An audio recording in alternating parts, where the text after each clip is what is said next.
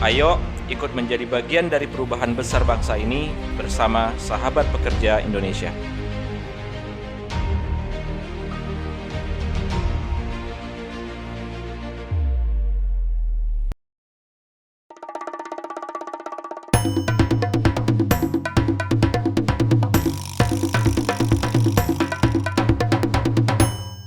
Sahabat pekerja, kembali dengan saya Hari Solputra dalam OPEK, obrolan pekerja, obrolan yang berjiwa muda. Kita sudah mendengar bagaimana seorang Ibu Mira Sumirat itu adalah presiden dari ASPEK, Asosiasi Serikat Pekerja Indonesia, sudah menceritakan latar belakang beliau sehingga menjadi yang sosok sekarang. Tadi kita sudah terputus tentang bagaimana beliau akhirnya kuliah di Bekasi dan akhirnya bekerja. Nah, kita lanjutkan obrolan kita, tetap di OPEK, obrolan pekerja. Bu Mira, ini tadi kan sudah sampai kita di posisi kuliah ya. Itu kalau boleh tahu kuliahnya di mana Bu ya? Di Universitas Islam 45 Bekasi. 45 Bekasi, ambil jurusan Ekonomi. ekonomi. Ya, harusnya waktu itu saya berminat karena Bapak ini kan di Utama Karya kontraktor di bidang konstruksi ya. Konstruksi. Saya memang ya bicara cita-cita selain mau ketemu orang banyak itu insinyur teknik sipil. Oh, teknik sebenarnya sipil. Dan Bapak saya itu memang ke arah sana juga Karena beliau di teknik sipil, ya, konstruksi. Konstruksi Iya, gitu iya. ya. Tapi pada saat di Unisma itu saya lihat masih ininya akreditasinya masih terdaftar. Oh, masih C lah ya, bukan A ya. Agak ragu Iya, gitu. iya. Harus ke Bandung Bu, gini-gini gitu kan. Jawa Barat ke Bekasi ke Bandung ya. Iya. Ke Bandung Bu, kayaknya males bener gitu. Padahal kalau dijalanin kalau tatonya gini kan nyesel juga, tapi ya itulah hidup ya.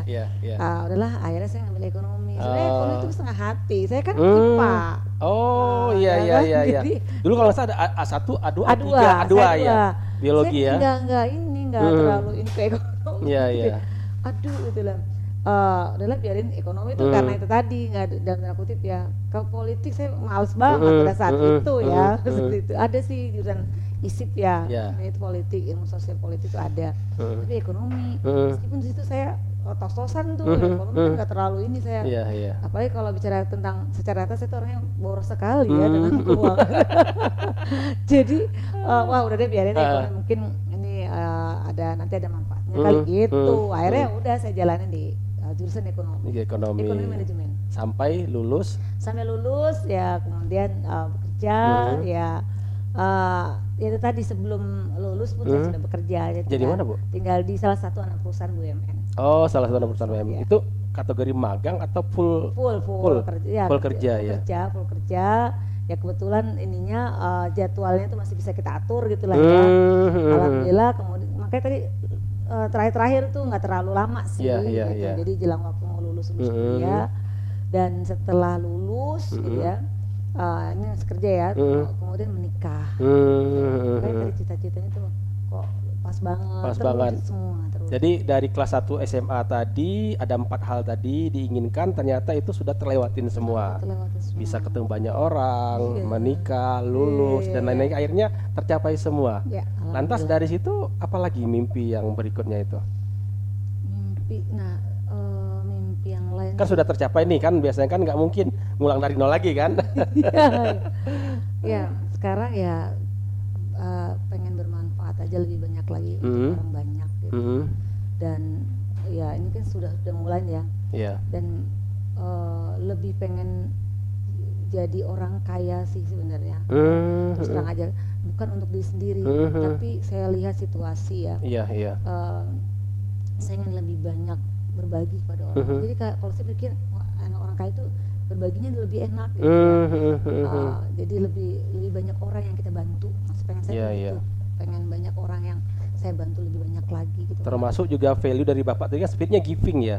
Memberinya pun juga sinkron dengan mimpi itu. Karena gimana ya perasaan tuh, gimana kalau ngeliat orang-orang yang kondisi butuh susah gitu, terus kita tidak bisa nggak bisa bantu, posisi nggak bisa bantu kayaknya gimana gitu. Makanya saya sekuat tenaga, bukan untuk secara untuk pribadi kemudian bermeo-meo atau kepentingan sendiri enggak sama sekali. Bukan buat mengkayakan diri pribadi, tapi bagaimana bisa membantu orang lebih banyak. Karena saya lihat makin banyak sekarang ini orang-orang yang butuh kan. Lantas setelah kerja di BUMN tadi, salah satu anak perusahaan. salah satu perusahaan tadi langsung ke aspek atau gimana prosesnya? Ya, itu pertanyaan yang menarik. Jadi ceritanya gini ceritanya. Dasarnya kan tadi saya nggak suka sama, nggak bisa melihat orang yang berbuat tidak adil kan gitu ya. Karena kan value kan Bapak tadi sudah bilang begitu kan. Dan itu tahun berapa ya? 98-an. 98 itu kan krisis moneter. Nah, saya menikah tuh di 98 menikah, di bulan Juni menikah 98. Terus sebelum menikah saya sudah melihat ini kayaknya ada yang nggak bener deh, gitu, pekerjaan nih kayaknya hak kita, hak nih, kok kayak gini, seharusnya kan aturan undang-undang seperti ini gitu ya. Mulailah saya bergabung ke dalam organisasi serikat pekerja. Organisasi serikat pekerja tuh di internal perusahaan dulu. Nah, tahun itu kan masih zaman Orde Baru. 98. Dalam tanda kutip ya, serikat pekerja itu masih belum terlalu kan ada dulu namanya SPSI. SPSI itu cuma satu-satunya wadah tunggal ya, karena bisa dikontrol. Betul, bisa dikontrol itu. Artinya kemudian ya saya bergabung menjadi pengurus kalau tidak salah di organisasi serikat pekerja yang di internal perusahaan. Kemudian di tahun ini sambil jalan terus ya, di tahun 2008 saya terpilih. Jadi prosesnya tuh gini, panjang. Jadi enggak tiba-tiba langsung jadi ketua atau presiden serikat, enggak. Jadi pengurus biasa dulu, ketua bidang dulu, gitu. Itu masih kerja di perusahaan tadi ya, di perusahaan masih terus. Nah, kemudian di 2008 saya masih kerja nih. Ayo ikut menjadi bagian dari perubahan besar bangsa ini bersama Sahabat Pekerja Indonesia.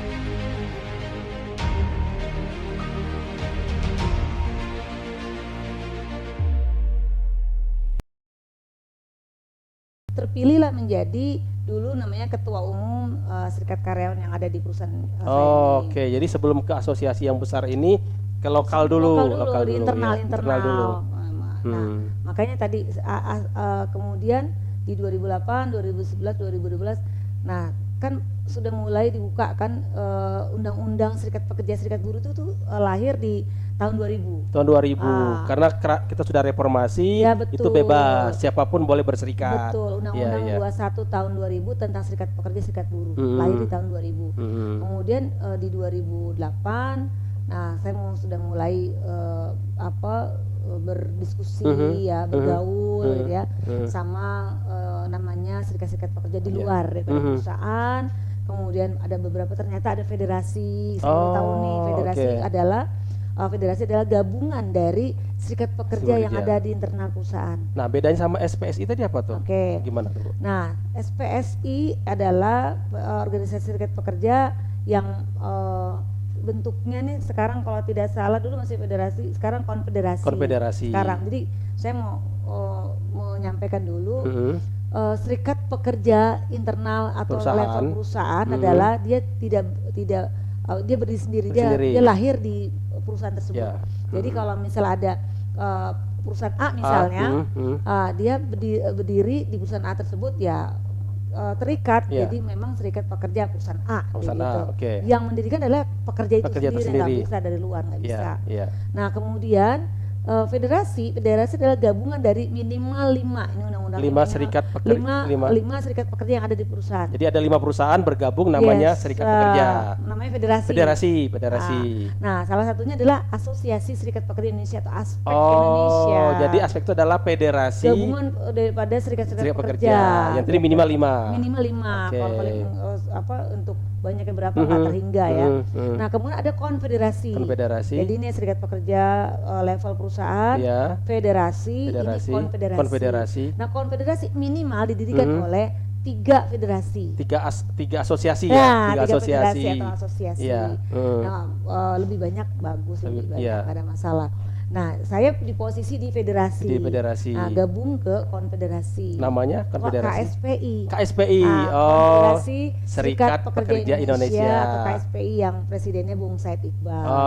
Saya iya, salah iya. satu berafiliasinya ke KSPI. KSPI. Nah, di internasional ada lagi. Federasi Jadi internasional. sebenarnya KSPI sama SPSI itu sejajar ya? Sejajar. Sejajar. Sekarang bukan SPSI, dulu SPSI. Iya. KSPSI. KSPSI. KSPSI, Konfederasi Serikat Pekerja Seluruh Indonesia, sama KSPI sejajar. Gitu. Oke. Dulu belum konfederasi. Belum konfederasi. Masih SPSI. Masih SPSI. Aspek, Ya. Nah, setelah konfederasi ada namanya afiliasi Serikat Pekerja Internasional. Internasional. Nah, kalau aspek Indonesia joinnya berafiliasinya kepada Uni Global Union. Uni Global Markas Union. pusatnya itu di Swiss. Di Nyon. Nah, salah satu pengurus pusat itu saya. Salah satu pengurus. Salah satu pengurus. Tapi nah, kemudian dia juga ada di zona Asia Pasifik gitu ya, Uni Global ini. Saya dipilih sejak 2000 berapa ya? Kedua periode sebagai Presiden Women Committee zona Asia Pasifik. Zona Asia Pasifik. Nah, anggota yang Uni Global itu 20 juta orang di seluruh dunia. Kalau KSPI anggotanya itu di seluruh Indonesia itu sekitar kurang lebih 1,8 juta. 1,8 juta. Kalau aspek Indonesia kurang lebih 100 ribuan anggota dari kurang lebih 12 provinsi. Jadi Indonesia. presiden buat 100.000 kurang orang. lebih seperti itu. Lebih kurang seperti Kurang itu ya, lebih. untuk buat aspek gitu ya. Aspek Indonesia. Ya. Dari situlah saya baru bergabung. Ya tadi dari bawah dulu nggak tiba-tiba langsung. Itu kalau boleh tahu Bu, yang kan pasti ada tangga karir ya. Kalau misalkan saya sebagai karyawan biasa, pekerja biasa, ingin melalui tangga yang telah Ibu dudukin sampai jadi presiden aspek hari ini, itu syaratnya apa sih Bu? Kan pasti ada beda kan. Semua orang boleh jadi anggota, tapi kan untuk jadi pengurus kan harus ada syarat. Itu apa sih yang membedakan kok akhirnya Ibu bisa jadi pengurus gitu, jadi presiden kayak gitu? Saya akan menceritakan proses yang di saya ini ya. Tentu di dalam anggaran dasar, anggaran rumah tangga di aspek Indonesia ada syarat-syarat untuk bisa duduk sebagai pengurus atau apalagi sebagai presiden di aspek Indonesia. Salah satu syaratnya tentu dia harus melalui pernah menjadi pengurus sebelum pengurus biasa ya, pengurus sebelum menduduki sebagai presiden. Itu salah satu syarat ya dari bermacam-macam syarat yang ada dalam anggaran dasar. Jadi nggak bisa seperti yang Tiba-tiba loncat, nggak bisa ya? Tiba-tiba orang baru datang. Kudeta nggak bisa kudeta ya? Jangan.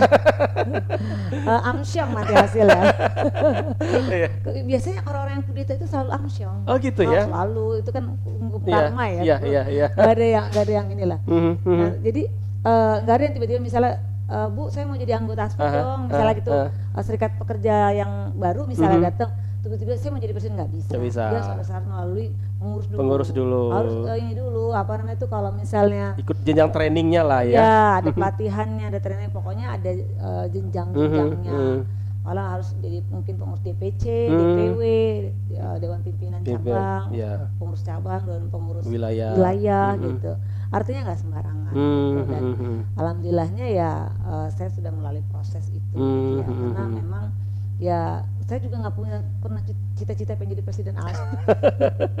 Nggak ada, pernah ada yang bertanya ke saya, emang cita-cita menjadi presiden? Nggak ada. Gitu. Ya itu tadi mengalir aja ketika ada satu proses dalam hal ini kongres di aspek Indonesia, lalu kemudian ada mengusulkan, mencalonkan. Jadi kita demokrasi sih, sebenarnya.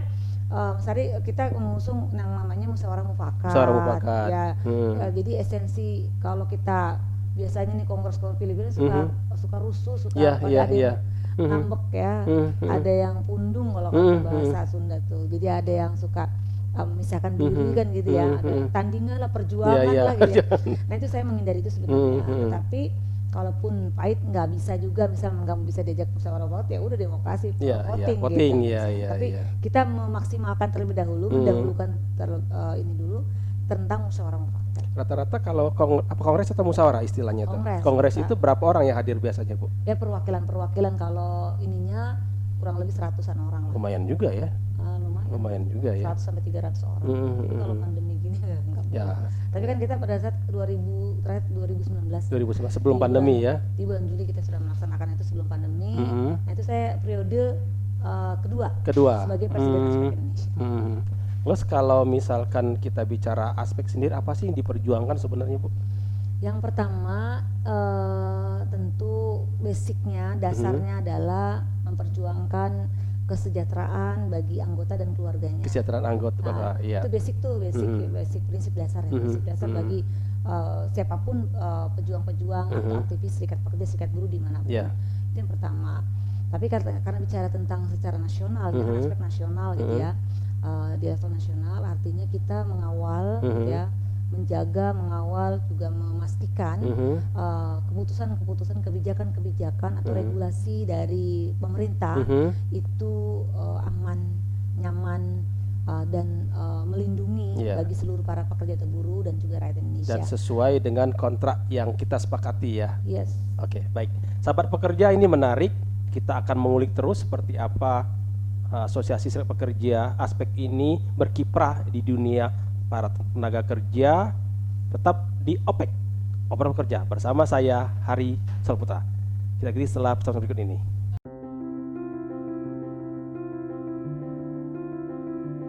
Berawal dari sebuah keprihatinan demi sebuah harapan untuk sekedar hidup layak dari para pekerja, kami belajar untuk memberdayakan diri kami sendiri. Kami bahkan belajar untuk mengadvokasi sahabat pekerja secara mandiri. Kami telah memulai kolaborasi proyek teknologi informasi, lokakarya sahabat pekerja, dan expert sharing dengan menghadirkan pekerja profesional di bidangnya. Ayo ikut menjadi bagian dari perubahan besar bangsa ini bersama sahabat pekerja Indonesia.